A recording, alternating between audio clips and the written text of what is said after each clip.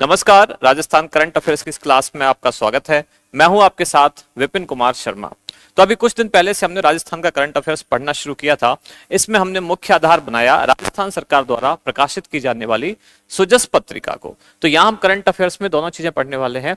एक तो राजस्थान सरकार के जो अलग अलग न्यूज़पेपर हैं या अलग अलग पोर्टल हैं, सरकार के न्यूज़पेपर नहीं, सरकार के अलग अलग पोर्टल, अलग अलग वेबसाइट या फिर सोशल मीडिया अकाउंट, और उसके साथ ही राज्य सरकार द्वारा डेली एक पत्रिका की बुलेटिन जारी की जाती है, सुजस ई बुलेटिन। इन सब को आधार बनाते हुए हम एक क्लास रखते हैं और इसमें आज हम पढ़ने वाले हैं 14 सितंबर को लेके क्या क्या जानकारियां चर्चा में रही। ये हमारे सोर्सेज है, ये हमारे आधार है क्लास के। सबसे पहला सूचना और जनसंपर्क विभाग राजस्थान, इसकी वेबसाइट। दूसरा, इसी वेबसाइट पर आती है सुजस ई बुलेटिन या सुजस बुलेटिन नाम से पत्रिका जो हर दिन न्यूज आती है, और उसका ही एक मासिक एडिशन भी आता है, सुजस मासिक पत्रिका। फिर राजस्थान सरकार की आर्थिक समीक्षा, इसके अलावा राजस्थान सरकार के अलग अलग पोर्टल। फिर इसके बाद हमने इसमें रेफर किया है सोशल मीडिया अकाउंट्स राजस्थान सरकार के अलग अलग विभागों के, सीएमओ जो ऑफिस है चीफ मिनिस्टर का, और सीएम का भी पर्सनल ट्विटर अकाउंट। इसके अलावा दैनिक समाचार पत्र जो राजस्थान के कुछ खास समाचार पत्र हैं, इनको आधार बनाते हुए और उसमें राजस्थान से संबंधित ऐसी जानकारियां जो एग्जाम के लिहाज से महत्वपूर्ण हो सकती हैं, वो हमने इस क्लास में शामिल की है। अब चलिए करते हैं शुरुआत। सुजस ई बुलेटिन को सबसे पहले आधार बनाया है हमने, और ये 14 सितंबर 2025 की हम न्यूज देख रहे हैं। इस दिन क्या क्या जानकारियां चर्चा में रही। सबसे पहले, आमजन को मिल रही सुरक्षित और आधुनिक सुविधा। अब यहां बात की गई है कि राज्य सरकार ने परिवहन के क्षेत्र में कौन कौन सी सुविधाएं आम जनता को प्रदान की हैं। परिवहन के क्षेत्र में या तो कुछ नवाचार किए गए, या कोई नई योजना शुरू की गई, या पुरानी योजना में ही कोई नया अपडेट किया गया है, या किसी के लिए कोई किराए में छूट दी गई है, या निःशुल्क बस यात्रा शुरू की गई है। ये सब जानकारी इसमें देखने वाले हैं। इसमें सबसे पहले बताया गया है कि प्रदेश में सार्वजनिक परिवहन को सस्ता, सुरक्षित और आधुनिक बनाने के उद्देश्य से बजट घोषणा के तहत 160 ब्लू लाइन एक्सप्रेस बसों को 12 डिपो में शामिल किया गया है। यानी कि ब्लू लाइन बस, जिसको आप सामान्य जो रोडवेज बस है ये दिख रही है फोटो में, वही ब्लू लाइन है।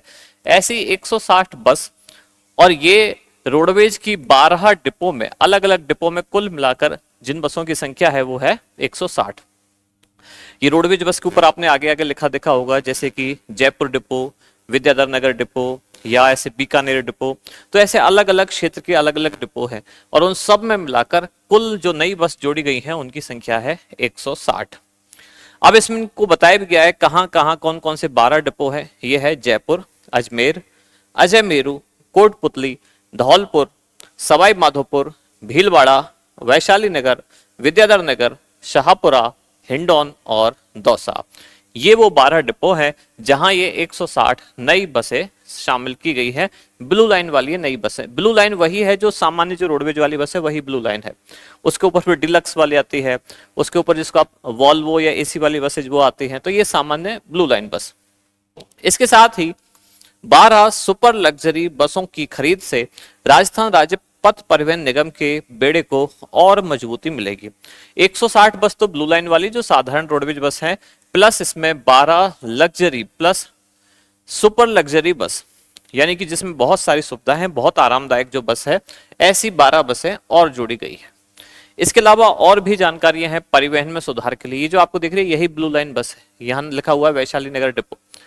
युवाओं और महिलाओं के लिए भी इसमें कुछ विशेष छूट दी गई है। क्या छूट दी गई है कि जो परीक्षार्थी हैं, जिस दिन आपका एग्जाम होता है, आप परीक्षा वाले दिन से 2 दिन पहले और परीक्षा वाले दिन के 2 दिन बाद तक, यानी कि कुल 5 दिन निःशुल्क यात्रा प्रदान की जाएगी। किसको? परीक्षार्थियों को। अभी जैसे चतुर्थ श्रेणी कर्मचारी भर्ती परीक्षा चल रही है, अब आने वाली है। अब इसमें परीक्षार्थी इधर से उधर जाएंगे। पहले होता था केवल परीक्षा वाले दिन ही ये शुरुआत की गई थी, जिस दिन परीक्षा है उस दिन निःशुल्क यात्रा। फिर बढ़ाया गया, भाई परीक्षा से 1 दिन पहले बच्चे जाते हैं, 1 दिन बाद आते हैं, तो 3 दिन हो गई। अब ये कर दी है 2 दिन पहले और 2 दिन बाद में, और एक हो गया परीक्षा का दिन। यानी कि अब ये निःशुल्क बस यात्रा कर दी गई है कुल 5 दिन। 2 दिन परीक्षा से पहले, 2 दिन परीक्षा के बाद, और 1 परीक्षा वाला दिन। तो इन 5 दिनों तक परीक्षार्थियों को निःशुल्क बस यात्रा करवाई जाएगी। इस तरह का सेंटेंस अगर आए किसी के क्वेश्चन में, ऐसा कोई एक सेंटेंस आ जाए कि इनमें से कौन सा कथन सही नहीं है या सही है, कैसे भी करके पूछा जाए, तो अब इसमें यह पूछा जाए परीक्षार्थियों को लिए कितने दिन कुल निःशुल्क बस यात्रा है? तो अगर जो परीक्षा है उसके आसपास के कुल 5 दिन, 2 दिन पहले, 2 दिन बाद और 1 दिन परीक्षा का, तो 5 दिन निःशुल्क यात्रा है। ऐसे ही रक्षाबंधन पर अब 2 दिनों तक महिलाओं के लिए निःशुल्क यात्रा की जाएगी। पहले सिर्फ रक्षाबंधन वाले दिन ही, यानी कि केवल 1 दिन ही निःशुल्क बस यात्रा होती थी, अब इसको बढ़ाकर कर दिया गया है 2 दिन। ऐसे ही परीक्षार्थियों के लिए पहले 1 दिन थी, फिर 3 दिन हुई, अब हो गई है 5 दिन। ऐसे ही परिवहन से जुड़ी हुई अगली जानकारी है कि आस्था की राह आसान हुई। कैसे आसान हुई है? तो पर्यटन को बढ़ावा देने के लिए श्रद्धालुओं को सुगम यात्रा करवाई जा रही है। अब इसके लिए अलग अलग क्षेत्रों के लिए यहां से डायरेक्ट बसेज भेजी जा रही हैं। कहां के लिए? अयोध्या, गोवर्धन, सालासर बालाजी, रामदेवरा, श्रीनाथ जी, करणी माता मंदिर, कैवी धाम, कैला देवी, ऐसे जो तीर्थ स्थल हैं इनके लिए अब यहां से डायरेक्ट बस वहां तक पहुंचाई जा रही है। पहले अयोध्या के लिए सीधी बस यहां से नहीं थी, अब यहां से अयोध्या के लिए सीधी बस जा रही है। तो जो श्रद्धालु हैं, धार्मिक पर्यटन को भी बढ़ावा इससे मिलता है। अगला जो वरिष्ठ नागरिक है, देखो 3 तरह की कैटेगरी चुनी गई। पहली तो चुनी गई है परीक्षार्थी, यानी ये तो हो गए स्टूडेंट। परीक्षार्थियों के लिए तो हो गया 5 दिन। ये हो गया रक्षाबंधन पर, तो ये दूसरी कैटेगरी चुन ली गई है, महिलाएं। और तीसरी कैटेगरी चुन लिए गए वरिष्ठ नागरिक, इनको भी राहत दी गई है। इनको क्या राहत दी गई है? ये दरअसल वरिष्ठ के बाद भी और जो सुपर सीनियर सिटीजन होते हैं, 60 से लेकर 80 वर्ष की आयु वर्ग के जो भी यात्री हैं, पहले इनको यात्रा में किराए में 30% छूट दी जाती थी। अब ये 30 से बढ़ाकर कर दी गई है 50%, कि अगर किसी व्यक्ति की आयु 60 वर्ष से ज्यादा है, 80 वर्ष तक है, तो पहले अगर कहीं 100 रुपए किराया लगता था तो उनको 70 रुपए देने होते थे। अब अगर 100 रुपए किराया लगेगा तो उनको 50 ही देने हैं। 50% उनमें दे दी गई है अब छूट। तो 3 वर्गों को छुआ गया है। पहला हो गया विद्यार्थी वर्ग, इनको 5 दिन निःशुल्क यात्रा। महिलाएं, इनको 2 दिन निःशुल्क यात्रा रक्षाबंधन पर। और ये हो गए वरिष्ठ नागरिक, जिनको किराए में 50% अब छूट दे दी गई है। इसके अलावा महिलाओं की सुरक्षा के लिए खास तौर से, और ना सिर्फ महिलाओं के लिए बल्कि सभी यात्रियों की सुरक्षा के लिए है, पर इसको विशेष रूप से कहा जाता है कि भाई महिलाओं की सुरक्षा के लिए एक पैनिक बटन बस में लगा दिया गया है। एक बटन होगा बस में, और अगर आपको लगे, किसी भी यात्री को लगे कि उनकी सुरक्षा को खतरा है, बस में कोई ऐसा व्यक्ति आ गया है या ड्राइवर, कंडक्टर या आस पड़ोस की कोई सवारी आपसे कोई दुर्व्यवहार कर रहे हैं, तो आप उस बटन को दबा दें। ये पैनिक बटन है, और जब भी कोई यात्री इस बटन को दबाएगा तो इसकी सूचना पहुंचेगी एक कंट्रोल रूम में। कहां? अभय कमांड सेंटर। और ये अभय कमांड सेंटर बस की लोकेशन ट्रेस करेगा जीपीएस के आधार पर, और वहां जो कंडक्टर है उससे तुरंत बात करेगा कि बस में क्या गड़बड़ हो रही है, क्या गतिविधि हो रही है, और उनको तुरंत ही सुरक्षा उपलब्ध करवाई जाएगी। 3-4 बातें ये हुई है जो कि परिवहन के क्षेत्र में सुधार किया गया है। आगे बढ़ते हैं। मुख्यमंत्री श्री भजनलाल शर्मा द्वारा मुख्यमंत्री निवास पर नियमित जन सुनवाई। तो आप देख रहे हैं आम लोगों की समस्याएं मुख्यमंत्री सुन रहे हैं। सर्वजन हिताय सर्वजन सुखाय की भावना हो रही है साकार, यानी कि सभी जनता का हित और सभी का सुख राजस्थान सरकार की जो योजना है या ध्येय वाक्य है, उसके आधार पर आम जनता की यहाँ सुनवाई की गई।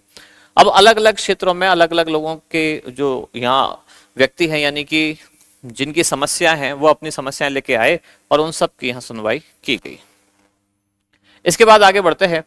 तो ये जन सुनवाई से संबंधित कुछ जानकारियां हैं, वही अगला पेज है। यहाँ एक नई जानकारी आई है। ये आई है, हिंदी बोलने में संकोच नहीं बल्कि गर्व का अनुभव करना चाहिए। तो राज्य स्तर पर अभी हिंदी दिवस का आयोजन किया गया था। 14 सितंबर को राष्ट्रीय हिंदी दिवस का आयोजन भी किया गया था, उसमें राज्य स्तर पर भी ये हिंदी दिवस का आयोजन किया गया।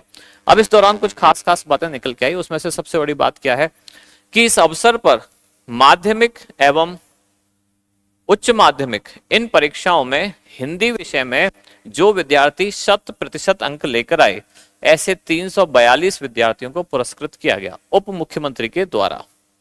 ऐसे ही इस कार्यक्रम में world book of record London के द्वारा राज्य के शिक्षा विभाग को 5 दुर्लभ प्रजातियों के 17 लाख से अधिक पेड़ लगाने पर एक प्रमाण पत्र भी दिया गया। जो विद्यालयों में वृक्षारोपण कार्यक्रम चलाए गए थे, अब उसमें एक रिकॉर्ड भी बना है। और वो रिकॉर्ड क्या बना कि इन्होंने 17 लाख ऐसे पौधे लगाए जो दुर्लभ प्रजाति के थे, ऐसे 5 पौधे, 5 प्रजाति जो दुर्लभ प्रजातियों में है, उनके 17 लाख से अधिक पेड़ लगाए गए शिक्षा विभाग के द्वारा। तो इस कारण world book of records London द्वारा राज्य के शिक्षा विभाग को भी पुरस्कृत किया गया। यानी जो ये हिंदी दिवस समारोह हुआ राज्य स्तरीय, उसमें से 2 बातें खास निकल के आई। पहली, जिन विद्यार्थियों ने हिंदी में 100% अंक प्राप्त किए, ऐसे विद्यार्थियों की संख्या है 342, इनको पुरस्कृत किया गया। और साथ ही world book of record London के द्वारा राजस्थान सरकार के शिक्षा विभाग को पुरस्कृत किया गया है। क्यों किया गया है? क्योंकि उन्होंने 5 दुर्लभ प्रजाति के कुल 17 लाख से अधिक पेड़ लगाए हैं। अब इसके बाद जो ये अगली जानकारी है, ये राजस्थान और उसके आसपास के क्षेत्र में जो स्थानीय समाचार पत्र हैं, उनसे ली गई कुछ कटिंग है। अब इसमें देखते हैं कौन कौन सी खास बात है। पहली, हिंदी दिवस विशेष। क्या हुआ इस दिन? हिंदी माध्यम में बीटेक कराकर जोधपुर आईआईटी ने रचा इतिहास। अब करंट अफेयर्स में इस तरह के क्वेश्चन पूछने का ट्रेंड आ गया है। आप पूछ ले जाए आपसे कि राज्य सरकार का या राजस्थान का कौन सा ऐसा संस्थान जिसने सबसे पहले हिंदी माध्यम में बीटेक का, ये जो 4 साल का कोर्स होता है इंजीनियरिंग वाला कोर्स, तो हिंदी माध्यम में बीटेक का कोर्स जिसने कराया है, कौन से संस्थान ने? उसका नाम है आईआईटी जोधपुर। अगर केवल इतना ही पूछ ले जाए। अब इसमें डिटेल में भी कुछ जानकारियां दी गई हैं कि इन्होंने कैसे क्या किया। देश के ऐसे 23 आईआईटी थे जिनमें जोधपुर आईआईटी ने कुछ अनूठी पहल की। और क्या अनूठी पहल की इन्होंने? राष्ट्रीय शिक्षा नीति 2020 के तहत पिछले साल से यहाँ बीटेक की जो पढ़ाई हिंदी माध्यम में उपलब्ध करवानी शुरू की है और मातृभाषा हिंदी मॉडल इन्होंने लागू किया है। अब इस तरह की चीजें पूछी जा सकती हैं। हिंदी माध्यम चुनने वाले इसमें जो पढ़ाई कर रहे थे आईआईटी जोधपुर में, जितने बच्चों ने हिंदी माध्यम चुना, ऐसी की संख्या थी 96। और इन 96 में से राजस्थान के थे 44, यानी कि 96 में से 44 विद्यार्थी राजस्थान के थे जिन्होंने हिंदी माध्यम के लिए, बीटेक विषय के लिए हिंदी माध्यम चुना और इसके द्वारा वो आईआईटी जोधपुर से पास आउट हुए। इस बार यानी कि 2025-26 के बीटेक के प्रथम वर्ष में अब जो नया सेशन चालू हुआ है, इसमें नए जो प्रवेश लिए हैं, 14 राज्यों के 96 स्टूडेंट ने हिंदी माध्यम में प्रवेश लिया नए वर्ष के लिए। और इसमें सर्वाधिक 44 स्टूडेंट राजस्थान के हैं। इसके अलावा अलग अलग राज्यों के भी है, जैसे कि हरियाणा के हैं 11, यूपी के 9, महाराष्ट्र के 7, गुजरात के 6, मध्य प्रदेश के 5, बिहार के 3, दिल्ली, हिमाचल, झारखंड और पंजाब यहां से 2-2, छत्तीसगढ़, त्रिपुरा, वेस्ट बंगाल यहां से 1-1। तो इतने स्टूडेंट हैं जो हिंदी माध्यम में पढ़ना चाहते हैं। और ये सरकार की एक नई पहल है और राष्ट्रीय शिक्षा नीति का ये एक बड़ा योगदान भी है। नई राष्ट्रीय नीति जो आई है शिक्षा नीति, इसमें एक बात कही गई कि मातृभाषा में ज्यादा से ज्यादा शिक्षा को प्रोत्साहन मिले। और खास तौर से जो टेक्निकल कोर्सेज होते हैं, चाहे इंजीनियरिंग हो गया या मेडिकल की पढ़ाई हो गई, जो सब के सब पहले इंग्लिश मीडियम में ही होते थे, तो अब इन चीजों को हिंदी माध्यम में भी, या केवल हिंदी से मतलब नहीं है, जहां की जो मातृभाषा है, जैसे तमिलनाडु में तमिल में, कर्नाटक आसपास के क्षेत्र में कन्नड़ में, महाराष्ट्र में जैसे मराठी में, तो अब स्थानीय भाषाओं में, मातृभाषाओं में भी इनकी पढ़ाई शुरू हुई है। इधर अगली जानकारी कि हिंदी दिवस समारोह में 8 विधाओं के 10 विद्वानों का होगा सम्मान। अब किन किन का सम्मान होगा इसको जानते हैं और किसके द्वारा किया जाएगा। यह किया जाएगा भाषा एवं पुस्तकालय विभाग की ओर से। राज्य सरकार का जो भाषा और पुस्तकालय विभाग है उसके द्वारा यह किया जाएगा। कब? 14 सितंबर, यानी कि जिस दिन हिंदी दिवस मनाया गया। इस दिन एसएमएस मेडिकल कॉलेज के सभागार में, यहाँ के ऑडिटोरियम में राज्य स्तरीय हिंदी दिवस समारोह का आयोजन किया जाएगा। मुख्य अतिथि भजनलाल शर्मा राजस्थान के मुख्यमंत्री ये रहे हैं। मुख्य वक्ता और आइकन रहे हैं यूनिवर्सल एम्बेसडर कौन? डॉक्टर बालेंदु शर्मा दादीज। अब इसमें कई सारे पुरस्कार दिए गए हैं। इसके लिए स्थापित है हिंदी सेवा पुरस्कार 2025। अब इस साल यह हिंदी सेवा पुरस्कार 2025 अलग अलग विधाओं में, अब विधा का मतलब जैसे गद्य विधा, पद्य विधा या कहानी वाली विधा, साहित्य वाली विधा, अलग अलग तरीके, इन अलग अलग 8 विधाओं के 10 लेखकों को यह हिंदी सेवा पुरस्कार 2025 प्रदान किया जाएगा। अब इनमें से कौन कौन सी विधाएं शामिल है? हिंदी साहित्य कथा में, हिंदी साहित्य कथा के अलावा यानी कथेतर, संविधान एवं विधि में, फिर है अगला विज्ञान में, फिर है तकनीकी एवं अभियांत्रिकी में, और इसके अलावा फिर है चिकित्सा विज्ञान और स्वास्थ्य, इसके साथ कला, संस्कृति और पर्यटन, फिर है दर्शन, योग और अध्यात्म और जनसंचार, साथ ही पत्रकारिता और सिनेमा, इन सब विधाओं में मिलाकर 10 लेखकों को यह पुरस्कार दिया गया। इनके द्वारा एक विभाग द्वारा यानी कि इस भाषा एवं पुस्तकालय विभाग द्वारा एक पत्रिका प्रकाशित की जाती है जिसका नाम है भाषा विमर्श। तो इस पत्रिका का भी जो हिंदी विशेषांक है इसका विमोचन किया गया इसी अवसर पर। अब आगे बढ़ते हैं। प्रदेश में मातृ मृत्यु दर घटी, आंकड़ा 1 लाख पर 86, जबकि देश का औसत है 93। तो ये इंपॉर्टेंट जानकारी है। कल की क्लास में भी हमने पढ़ा देश का औसत 93 और राजस्थान का औसत है 86। मातृ मृत्यु दर यानी जन्म देने के दौरान बहुत सारी माताओं की मृत्यु हो जाती थी। अब इसमें पूरे देश का औसत है कि 1 लाख में 93 माताओं की मृत्यु हुई, जबकि राजस्थान का औसत कितना आया, 1 लाख पर 86, 86। तो अगर राजस्थान ने कुछ अच्छा काम किया है, कुछ अपडेट अच्छा हुआ है, तो एग्जाम में महत्वपूर्ण हो जाता है, तो पूछा जा सकता है। अब इसको देख लेते हैं एक बार कि प्रदेश में मातृ मृत्यु दर में कमी आई है और प्रदेश में अब मातृ मृत्यु दर घटकर 1 लाख पर 86 हो गई है, जबकि राष्ट्रीय औसत 93 के आसपास है। 2014 से 2016 के बीच प्रदेश की मातृ मृत्यु दर कितनी थी, 199। आज से लगभग 10 साल पहले 199 थी, और जब यहां राजस्थान में 199 थी तब देश का औसत था 130, यानी देश का औसत कम था। पूरे देश में कम मृत्यु हो रही थी, राजस्थान में ज्यादा हो रही थी। तो इस लिहाज से देखा जाए तो ये बहुत ही सराहनीय कदम है। क्यों? क्योंकि राजस्थान सरकार ने इतना अच्छा प्रयास किया है स्वास्थ्य क्षेत्र में कि ये जो उपलब्धि है तभी हासिल हो पाई है। यानी कि प्रदेश में राष्ट्रीय औसत के मुकाबले से तेजी से कमी आई है। अब इसमें क्या क्या हुआ है, एक सर्वे के अनुसार बताया गया है कि राज्य में जो संस्थागत प्रसव है अब 94.9% हो चुका है। संस्थागत प्रसव का मतलब संस्था के अंदर प्रसव होना। संस्था का मतलब यहाँ है हॉस्पिटल, तो सरकारी अस्पताल हो या निजी अस्पताल हो, उन संस्थाओं में प्रसव होगा यानी डिलीवरी होगी, तो अपने आप ही मातृ मृत्यु दर में कमी आ जाएगी। पहले राजस्थान में मातृ मृत्यु दर ज्यादा होने का कारण भी यही था कि हर एक प्रसव यानी कि बहुत ज्यादा प्रसव ऐसे थे जो घरों में ही हो रहे हैं और अस्पतालों तक नहीं पहुंच पा रहे हैं। हर एक प्रसव अस्पताल में नहीं होता था। अब यहाँ 100 में से 95 ऐसी घटनाएं हैं, ऐसे प्रसव हैं जो अस्पताल में हो रहे हैं। और अगर अस्पताल में डिलीवरी होगी, हॉस्पिटल में होगी, तो ज्यादातर केस में माता और बच्चा दोनों ही सुरक्षित रह जाते हैं। और अगर कोई इमरजेंसी केस बनता भी है तो जितना पॉसिबल होता है वहीं उसको निपटा लिया जाता है, सॉल्व कर लिया जाता है। लेकिन अगर घरों में प्रसव होगा तो कई बार माताओं की और यहाँ तक कि जन्म लेने वाले शिशु की भी मृत्यु हो जाती थी, जिस कारण मातृ मृत्यु दर भी ज्यादा थी और शिशु मृत्यु दर भी ज्यादा थी। तो पूरी कहानी का सार ये है कि ये आपको ये 2 आंकड़े याद रखने हैं कि राजस्थान में अब मातृ मृत्यु दर का आंकड़ा घट गया है और इतना घटा है कि राष्ट्रीय औसत से भी कम हो गया है। राष्ट्रीय औसत 1 लाख पर 93 है, जबकि राजस्थान में अब 1 लाख पर 86 हो गया है। अब एक आंकड़ा बताया गया है टेबल के अनुसार कि 2014 से मातृ मृत्यु दर में कब कब कैसे कैसे कमी आई। एक तरफ देश का औसत, एक तरफ राजस्थान का। 2014 से 16 में राष्ट्रीय स्तर पर मातृ मृत्यु दर थी 130 और राजस्थान में 199। फिर 2016 से 18 अगले 2 साल में दोनों में घटी। यहाँ 130 से हो गए 113 और ये 199 से हुए 164। फिर 2018 से 20 में ये 113 से हुए 97 और ये 164 से हो गए 113। फिर ये 2020 से 22 में ये हुए 97 से 88 और यहाँ जाके ये इससे कम हो गया, ये हो गया 113 से 87। और अब 2022 से 24 के बाद वर्तमान जो ये है यहां हुआ, ये फिर से बढ़ गया है। राष्ट्रीय औसत 88 से बढ़ के 93 हो गया है, जबकि राज्य स्तर में लगभग स्थिर ही रहा है, 87 से घटकर 86 हुआ है। तो इस कारण अब राजस्थान में मातृ मृत्यु दर राष्ट्रीय औसत से कम हो गई है।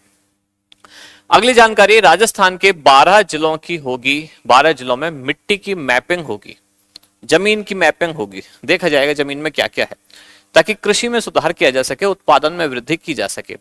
प्रदेश में कृषि भूमि पर कम पैदावार से परेशान जो किसान हैं उनके लिए एक अच्छी खबर आई है। और ये अच्छी खबर क्या है कि राजस्थान का स्टेट रिमोट सेंसिंग सेंटर ये अब मिट्टी की मैपिंग करेगा, देखेगा कि मिट्टी में कहां कहां कौन से तत्व उपस्थित हैं। भारत सरकार के कृषि एवं किसान कल्याण मंत्रालय के अंतर्गत चल रहा है नेशनल सॉइल मैपिंग कार्यक्रम।